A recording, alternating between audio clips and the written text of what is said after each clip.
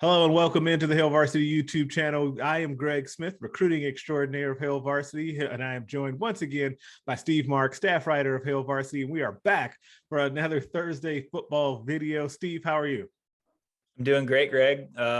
Busy weekend coming up here for all of us in Huskerville. So yeah, it's going to be a loaded week with everything going on with the transfer portal deadlines and everything. So I'm excited to get to it.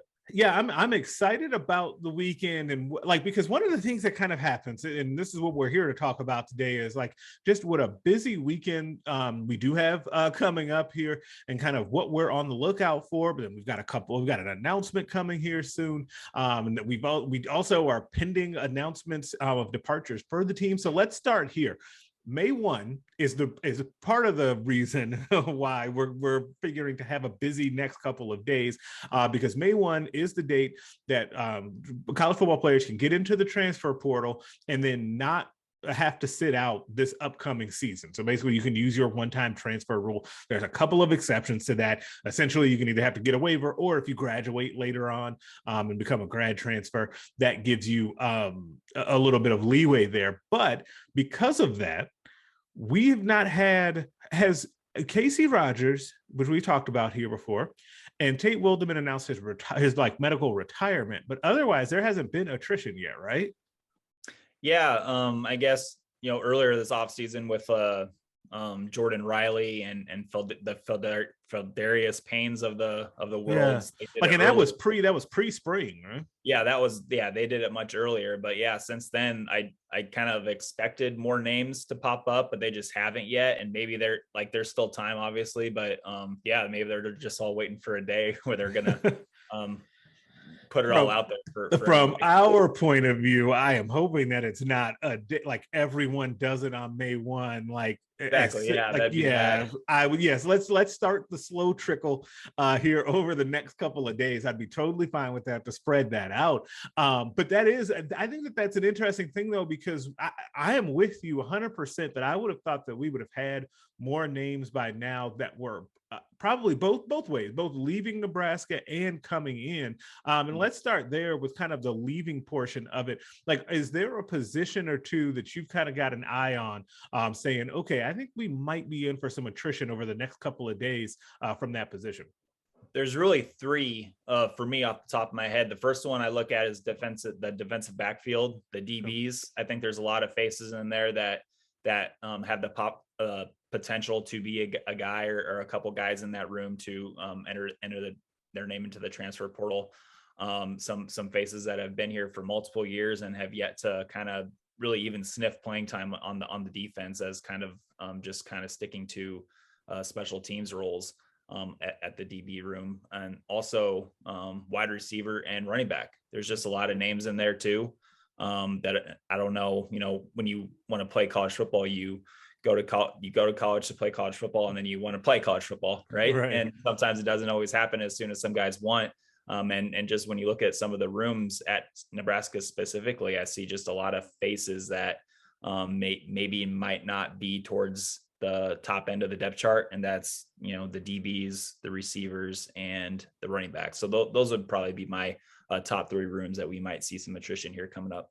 You know what those rooms all have in common too is that they've had like big time additions to the rooms that have leapfrog guys that were already here. And that is always something that I'm watching when it comes to whether or not you're going to have attrition at certain position groups, right?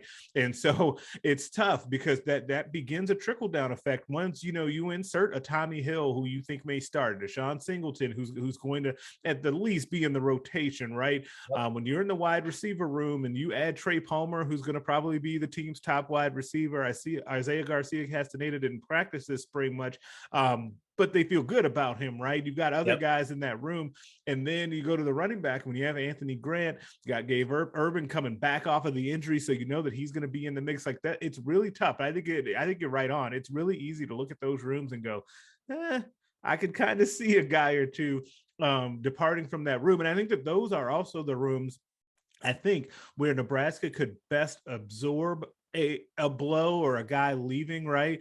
To kind of minimize that. Like, you didn't want anyone from the defensive line to really be moving on. You don't want, like, for instance, outside linebacker. You don't want any of those top four guys. And I'm not sorry, I shouldn't even put that out to the universe. You don't want any of that to happen. But there are positions that I think that because of the numbers and because Nebraska needs to balance out some of these scholarship distribution, you could see how that would happen. Plus, I'm still curious, and I think that this will continue to be a growing, like, kind of storyline, maybe. The guys in that 2021 recruiting class, like the guys that all, like, not all of them, but the vast majority of them made decisions on picking schools without seeing without coming to the schools for official visits, right? And so maybe things are different than what they thought it was going to be at the school. And so that's going to be interesting. But we also have, as we're thinking of transfers in and out, we've got a big decision looming, right? April 30th, 2 more days from when we're recording this, is the decision, the date for one Ochaun Mathis, the TCU edge transfer, who's taking an official visit to Nebraska, obviously, for the spring game, took an official visit, and a couple of unofficials out to Texas, which is basically down the road from his house. And those are his top 2. I guess I want to start here with you, Steve. What does Nebraska have to do in your mind to be able to land him? Like, what do you think is swaying that decision? Have an NIL package that pays more to him than Texas and allows him to play on the edge. That I know he wants to do, and he said he wants to do, and where his future in the NFL is as an edge rusher. When you look at Nebraska, obviously he would help, no doubt help the Huskers pass rush. But at the end of the day, Nebraska needs help on the interior D line, and Ochaun is, I don't see Ochaun wanting to, or just playing on the inside of the interior D line. And I think if he goes to Texas, they're going to want him to play on the edge, and just because that's where his future is in the NFL, and that's what he's good at. He's good at playing on the edge and getting after the quarterback and wreaking havoc. And right now, I just see that place at Texas right now. And this is just all speculation on my part. I don't know anything, but just guessing. I think he's going to Texas. But yeah, if there's one way that, Nebraska could sway him to come on up and play at Nebraska, it's that NIL package, having that really be kind of hard to turn away from, and telling him that, yeah, you can come on and play over a Caleb Tanner or a Garrett Nelson and on the edge of Nebraska's defense. So I think those are kind of two ways that they could get him up here, I guess.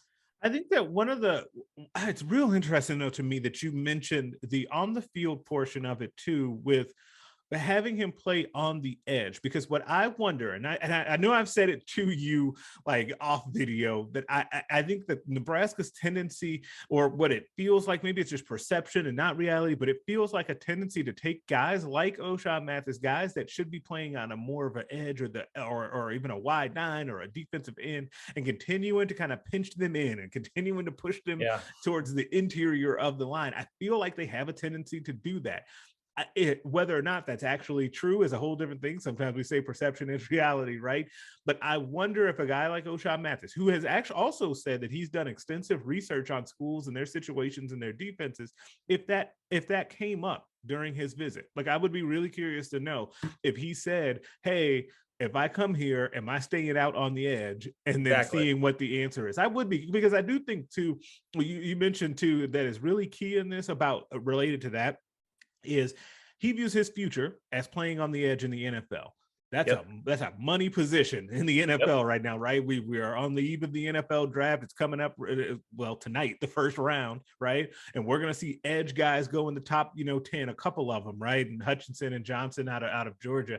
And so those guys get drafted high. They make a lot of money in the NFL. It's a premier position.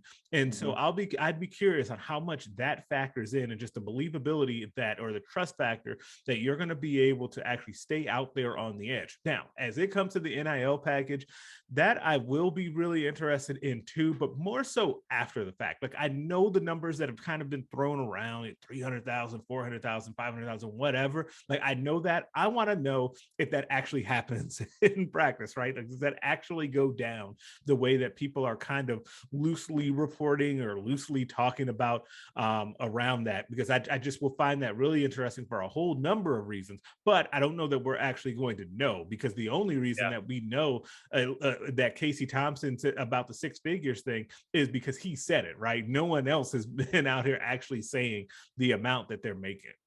Yeah, that's one thing I'm glad you brought up, because I'm with you. I don't know if we're ever going to know like how much these guys are making, like for a fact, true. So, but I think it's safe to say if Ochaun does end up going right down the road and playing for his former head coach, Gary Patterson, who is a special assistant to Steve Sarkisian, the head coach of the Longhorns. If Ochaun does go to Texas, I think that, it'll tell a lot about maybe who won the bidding war with him, and, what he was told as far as how he's going to be used in the defense specifically. Because once the Ochaun saga started, a lot of people were saying, oh man, we need him on the D line.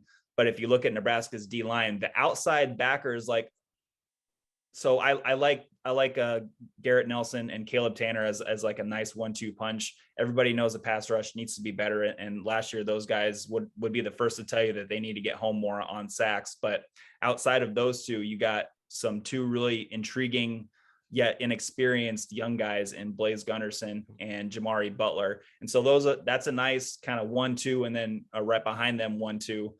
But it's that interior line, man. They need big bodies. They need to bring in big experienced bodies who have played Power 5 football before and know what it takes physically to go up against Big Ten offensive linemen and kind of just stand their ground and eat blocks and create avenues for Luke Reimer and Henrik behind them. So if Ochaun goes to Texas, of course it's a loss, just because everybody was kind of talking about it, and he's a big personality guy, and he's doing documentaries about his recruitment and everything, and he's a big name and big personality. But at the end of the day, Nebraska has some edge guys that I like, who are pretty good for their own part, but man, they need interior defensive linemen, and Ochaun Mathis is not an interior defensive lineman. We are so much in agreement on that it's not even funny. Nebraska fans, and I totally understand why there's been such a spotlight on Ochaun Mathis in this decision. I get it, and I do think that having that type of a player that can consistently get pressure on the quarterback really can change your defense in a way that, quite honestly, we haven't seen with Nebraska like over the last like several years, right? So we have not seen it with our own eyes here, what it looks like when you have somebody really causing that type of havoc in a long time, really since Randy Gregory, right? So I understand that, and I'm not taking anything away from that. But I think that the biggest thing that Nebraska is going to be able to, for them, hopefully do, is to get a couple of defensive linemen, interior defensive linemen, in here to pair with potentially an Ochaun Mathis helping you off of the edge. Nebraska, even if they get Ochaun Mathis, if they don't get any like quality bodies in the portal for the interior of that defensive line, I don't know how much it will matter, because you're going to end up having teams that just run the ball. And I feel like we've become a broken record in a way on that very topic on this channel. But I want to reiterate, like, I feel like sometimes, in the offseason, like, people like to say, oh, media's pumping Kool-Aid, all of that sort of stuff. And they don't warn us about these things that come to fruition during the season. I'm just telling you now, I'm holding up the sign. Nebraska has got a real concern when it comes to interior defensive line as it stands right now, as of April 28th at 11:35 a.m. There is a concern with that. Can they get that shored up enough? Yeah, there's time to do that. And there's paths to be able to do that, multiple, which I think is a good thing. They're going to need multiple paths to be able to get there. But that is something that Nebraska is going to have to figure out, given the conference that they play in. Like, I think that in a perfect world, obviously, you want to get both. You want to be able to land a guy like a Devin Drew, maybe another guy to go with him, and Ochaun Mathis off of the edge to continue to reshape that defense. I'm curious too. We saw Nebraska make a transfer portal offer to a safety that's transferring from Alabama. Yeah. Like, is that kind of the case of a best player available scenario, or what's going on there? Because that also tells me that Nebraska's also just keeping their eyes open, just in case there's another kind of just talented player elsewhere that they can add to the team as well. Yeah, and I think that's smart. And look at those positions that we talked about where attrition might be likely: defensive back, wide receiver, and running back. Those are three position coaches that I really like, and I think are doing really good things for the program. And Travis Fisher with the DBs, Mickey Joseph with the receivers, and Brian Applewhite at the running back. So those guys aren't messing around. They're getting talent into their rooms, and they will play who they think gives them the best chance. And I don't know if it was like that here last year at some of those positions. Right. So yeah, it's just going to be really interesting. And boy, buckle up. May 1st is coming up here. Ochaun Mathis. We'll see how long that documentary is for his commitment video. But yeah, it'll be a fun time for sure. Yeah, absolutely. And make sure you guys keep it locked to this channel. Like and subscribe to get to alerts on the videos as they come out. We'll have plenty more content here over the next week or so as we continue to find out more information about Nebraska's efforts in the transfer portal. And we have the Ochaun Mathis decision that is looming here. Also, we've got the NFL draft happening coming up too. Nebraska figures to hear a couple of guys from the school get picked, and potentially Cam Jurgens as a second-round pick. So that's exciting. Make sure you're checking out hailvarsity.com as well. Subscribe to the magazine and website. We've got the football yearbook coming up, and we will catch you guys next week.